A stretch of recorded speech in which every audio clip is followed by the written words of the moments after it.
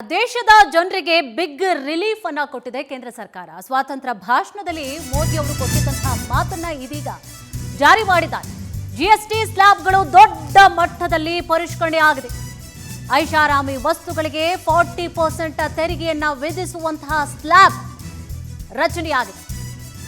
ಜೀವ ವಿಮೆ, ಆರೋಗ್ಯ ವಿಮೆಗಳಿಗೆ ಜಿಎಸ್ಟಿ ಇಲ್ಲ.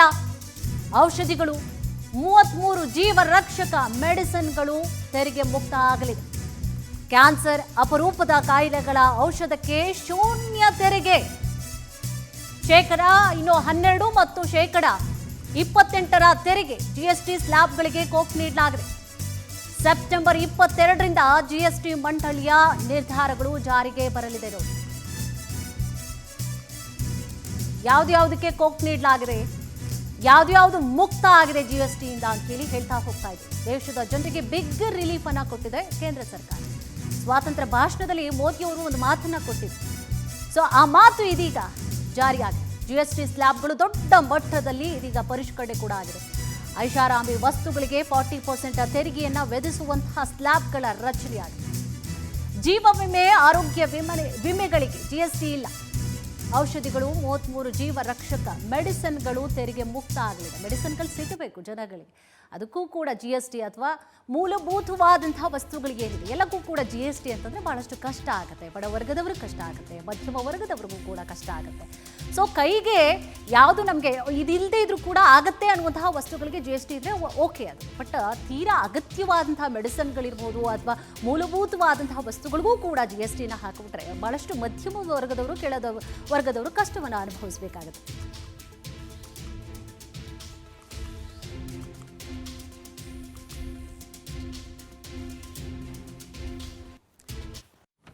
ಜನರಿಗೆ ಅದರ ಬಗ್ಗೆ ಭಾಳ ತೊಂದರೆ ಆಗಿದೆ ರೀ. ಆದಷ್ಟು ಏನೈತೆ ಜಿ ಎಸ್ ಟಿನ ತೆಗೆದು ಹಾಕಿದ್ರೆ ಭಾಳ ಚಲೋ ಆಗುತ್ತೆ. ನಮ್ಮ ವ್ಯಾಪಾರಸ್ಥರು, ನಾವು ಅರ್ಬಿ ಅಂಗಡಿ ವ್ಯಾಪಾರಸ್ಥರು ನಾವು ಮೇಡಮ್, ಅದರಿಂದ ಭಯಂಕರ ಹೊರೆ ಆಗೈತೆ ನಮಗೆ. ಅದನ್ನ ತೆಗೆದು ಹಾಕಿದ್ರೆ ಭಾಳ ಚಲೋ ಆಗುತ್ತೆ.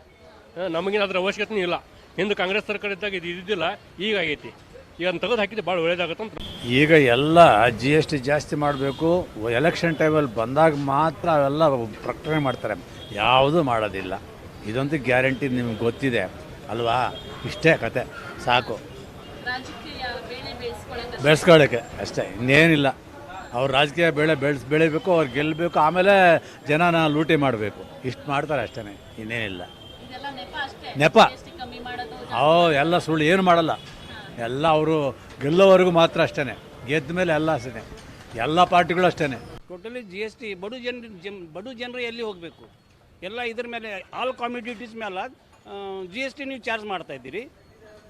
ಇಂಡೈರೆಕ್ಟ್ಲಿ ನೀವು ಟೋಟಲ್ ನಮ್ದು ಇನ್ಕಮ್ ಏನು ನಾವು ಇನ್ಕಮ್ ಮಾಡ್ತೀವಿ ಡೈಲಿ, ಅದು ನೀವು ಇಂಡೈರೆಕ್ಟ್ಲಿ ತೊಗೋತಾ ಇದ್ದೀರಿ.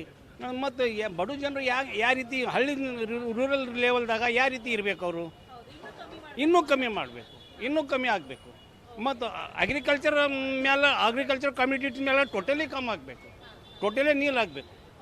ಆವಾಗ ಏನಾರ ಬಡು ಜನರು ಹಳ್ಳಿ ಲೆವೆಲ್ದಾಗ, ವಿಲೇಜ್ ಲೆವೆಲ್ದಾಗ ಬದುಕ್ತಾರೆ. ಇಲ್ಲದ ಒನ್ಲಿ ಚಾರ್ಜ್ ಆಲ್ ಇದ್ರ ಮೇಲೆ ಚಾರ್ಜ್. ನಮ್ಮ ಮೇಲೆಲ್ಲ ಬೆಳೆ ಹಾನಿಯಾಗಿ ಎಲ್ಲ ಆಗಿದೆ. ಬೆಳೆ ಹಾನಿ ಆದಮೇಲೆ ರೈತನಿಗೆ ಜಿ ಎಸ್ ಟಿ ಕಮ್ಮಿ ಮಾಡಿನಂತಂದರೆ ಅವನಿಗೆ ಹೊಟ್ಟೆಗೆ ತಿನ್ನೋಕೆ ಇಲ್ಲ ಅಂದಮೇಲೆ ಜಿ ಎಸ್ ಟಿ ಕಮ್ಮಿ ಮಾಡಿದ್ರಷ್ಟು, ಜಾಸ್ತಿ ಮಾಡಿದ್ರಷ್ಟು ಅಂತ ನಮ್ಮ ಅಭಿಪ್ರಾಯ.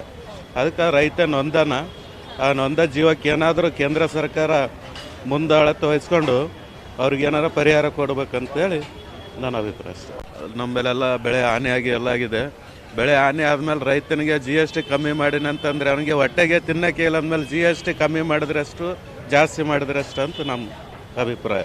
ಅದಕ್ಕೆ ರೈತ ಆ ನೊಂದ ಜೀವಕ್ಕೆ ಏನಾದರೂ ಕೇಂದ್ರ ಸರ್ಕಾರ ಮುಂದಾಳತ್ವ ವಹಿಸ್ಕೊಂಡು ಅವ್ರಿಗೇನಾರ ಪರಿಹಾರ ಕೊಡ್ಬೇಕಂತೇಳಿ. ಕೇಂದ್ರ ಸರ್ಕಾರ ಮಾಡಿದೆ ಮೇಡಮ್, ಇಲ್ಲ ಅಂತ ಹೇಳಲ್ಲ. ಬಟ್ ರೈತರಿಗೆಲ್ಲ ಅನುಕೂಲ ಆಗಬೇಕು. ಈಗ ದೊಡ್ಡ ಹೋಟೆಲ್ ಉದ್ಯಮದವರಿಗೆ ಅವರು ಬಿಸ್ನೆಸ್ ಬರುತ್ತೆ, ಕಟ್ತಾರೆ. ರೈತರು ಎಲ್ಲಿಂದ ಕಟ್ಬೇಕು ಮೇಡಮ್? ಫಸಲು ತಗೊಂಡು ಹೋಗ್ಬೇಕು, ಅವ್ನಿಗೆ ಜಿ ಎಸ್ ಟಿ ಅಂದರೆ ಎಲ್ಲಿಂದ ಹಾಕ್ಬೇಕು? ಭಾಳ ತೊಂದರೆ ಆಗ್ತಿದೆ ರೈತರಿಗೆ, ಭಾಳ ಕಷ್ಟ ಇದೆ ಮೇಡಮ್. ಏನು ಹೇಳ್ಕೊನಲ್ಲ ರೈತರು, ಎಲ್ಲ ಶೂನ್ಯ ಮಾಡಬೇಕು. ಎಲ್ಲರೂ ಪ್ರತಿಯೊಂದು ಸಾಮಾನ್ಯರಿಗೆ ಶೂನ್ಯ ಮಾಡಿಬಿಟ್ರೆ ಅನುಕೂಲ ಆಗುತ್ತೆ.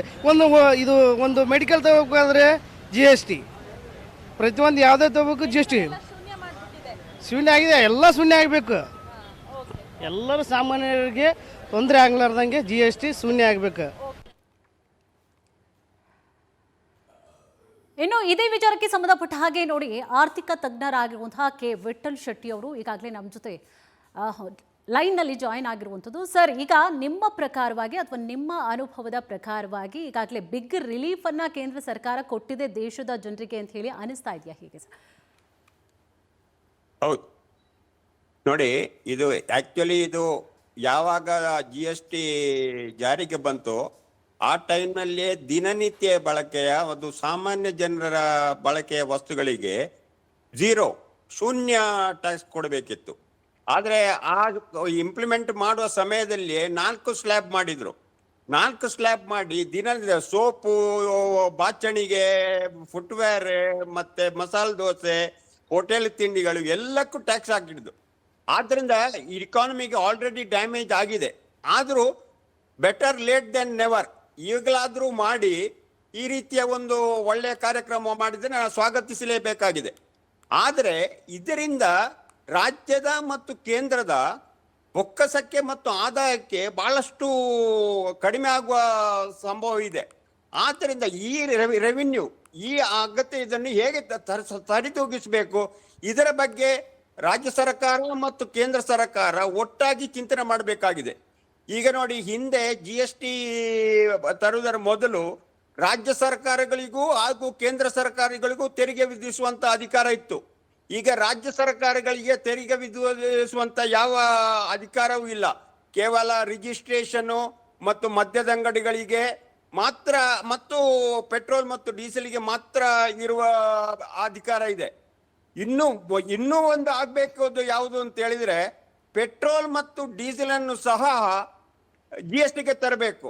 ಈಗ ನೋಡಿ, ಬೇಸಿಕ್ ಒಂದು ಪೆಟ್ರೋಲ್ ಪ್ರೈಸ್ ಕೇವಲ 30 ರೂಪಾಯಿ, ಕೇಂದ್ರ ಸರ್ಕಾರದಿಂದ 30 ರೂಪಾಯಿ, ರಾಜ್ಯ ಸರ್ಕಾರದಿಂದ 20 ರೂಪಾಯಿ, ಆದ್ದರಿಂದ 100 ರೂಪಾಯಿವರೆಗೆ ಆಗ್ತಾ ಇದೆ. ಇದನ್ನು GSTಗೆ 18%ಗೆ ತಂದ್ರೆ ನಮ್ಮ ಪೆಟ್ರೋಲ್ ಮತ್ತು ಡೀಸೆಲ್ 60 ರೂಪಾಯಿಗೆ ಸಿಗ್ತದೆ. ಕೇವಲ 40 ರೂಪಾಯಿಯಷ್ಟು ಇಳಿಕೆ ಆಗುವ ಸಂಭವ ಇದೆ. ಆದರೆ ಈ ಇಳಿಕೆ ಆಗುವಾಗ ರಾಜ್ಯ ಸರ್ಕಾರದ ಬೊಕ್ಕಸಕ್ಕೆ ಹಾಗೂ ಕೇಂದ್ರ ಸರ್ಕಾರದ ಬೊಕ್ಕಸಕ್ಕೆ ಬಹಳಷ್ಟು ಆದಾಯ ಕಡಿಮೆ ಆಗ್ತದೆ. ಈ ಆದಾಯವನ್ನು ಹೇಗೆ ಸರಿತೂಗಿಸಬೇಕು?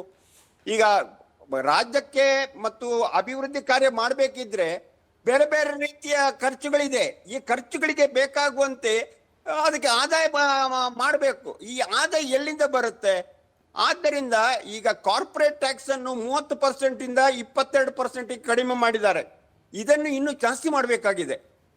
ಯಾಕೆ ಜಾಸ್ತಿ ಮಾಡಬೇಕು? ಅದಂತೆ ಅದರಲ್ಲಿ ಸಹ ಸಣ್ಣ ಸಣ್ಣ MSMEಗಳಿಗೆ ಟ್ಯಾಕ್ಸ್ ಕನ್ಸೆಷನ್ ಕೊಟ್ಟು, ಯಾವ ಕಂಪನಿಗಳು 500 ಕೋಟಿಗಿಂತ ಜಾಸ್ತಿ ಆದಾಯ ಗಳಿಸ್ತಾ ಇದೆ ಅವರಿಂದ ನಾವು ಹೆಚ್ಚು ತೆರಿಗೆ ಕಲೆಕ್ಷನ್ ಮಾಡಬೇಕಾಗಿದೆ. ವೆಲ್ತ್ ಟ್ಯಾಕ್ಸ್ ಮಾಡಬಹುದು, ಕ್ಯಾಪಿಟಲ್ ಗೈನ್ಸ್ ಮಾಡಬಹುದು, ಡಿವಿಡೆಂಡ್ ಟ್ಯಾಕ್ಸ್ ಮಾಡಬಹುದು. ನೋಡಿ, 2014ರಲ್ಲಿ ನಮ್ಮ ಕೇಂದ್ರ ಸರ್ಕಾರದ ಟೋಟಲ್ ಸಾಲ 54 ಲಕ್ಷ ಕೋಟಿಯಷ್ಟಿತ್ತು. ಆದರೆ ಈ ಸಲದ ಬಜೆಟ್ನಲ್ಲಿ 25-26 ಬಜೆಟಿಗೆ 204 ಲಕ್ಷ ಕೋಟಿಯಷ್ಟು ಸಾಲ ಆಗಿದೆ. ಈ ಸಾಲದ ಬರೆ ನಮ್ಮ ಸಾಮಾನ್ಯ ಜನರಿಗೆ ಬರುತ್ತೆ. ಆದ್ದರಿಂದ ಜನಸಾಮಾನ್ಯರಿಗೆ ಸಾಕಷ್ಟು ಅವಕಾಶಗಳನ್ನು ಕೊಟ್ಟು, ಕನ್ಸೆಷನ್ ಕೊಟ್ಟು, ಯಾರಿಂದ ಟ್ಯಾಕ್ಸ್ ಕಳಿಸಲಿಕ್ಕೆ ಸಾಧ್ಯ ಇದೆ ಅವರಿಂದ ಮಾಡಬೇಕು. Taxing principle, tax the affordable and give concession to those are not afford to pay tax. ಅದು ಇದರಿಂದ ಸಾಮಾನ್ಯ ಜನರಿಗೆ ಬೆಲೆ ಇಳಿಕೆ ಕಡಿಮೆ ಆಗ್ತದೆ, ಮತ್ತೆ ಜನಸಾಮಾನ್ಯರಿಗೆ ಆದರೆ ಈ ರೀತಿ ಕಡಿಮೆ ಆದರೂ ಈ ಬೆಲೆ ಏರಿಕೆಯಿಂದಾಗಿ ಕಳೆದ 10 ವರ್ಷದಿಂದ ಬೆಲೆ ಏರಿಕೆ ಬಹಳಷ್ಟು ಜಾಸ್ತಿ ಆಗಿದೆ. ಜನಸಾಮಾನ್ಯಕ್ಕೆ ಆಹಾರ ಧಾನ್ಯಗಳ ವಸ್ತು ಮತ್ತೆ ಎಲ್ಲ ಜಾಸ್ತಿ ಆಗಿದೆ. ಇದನ್ನು ಹೇಗೆ ಸರಿದೂಗಿಸುವುದು? ಅದರ ಬಗ್ಗೆ ರಾಜ್ಯ ಸರ್ಕಾರ ಮತ್ತು GST ಕೌನ್ಸಿಲ್ ಚಿಂತನೆ ಮಾಡಬೇಕಾಗಿದೆ. ಎಸ್, ಥ್ಯಾಂಕ್ ಯು ಸರ್, ಬಹಳ ವಿವರವಾಗಿ ತಿಳಿಸ್ಕೊಟ್ರಿ. ಧನ್ಯವಾದ.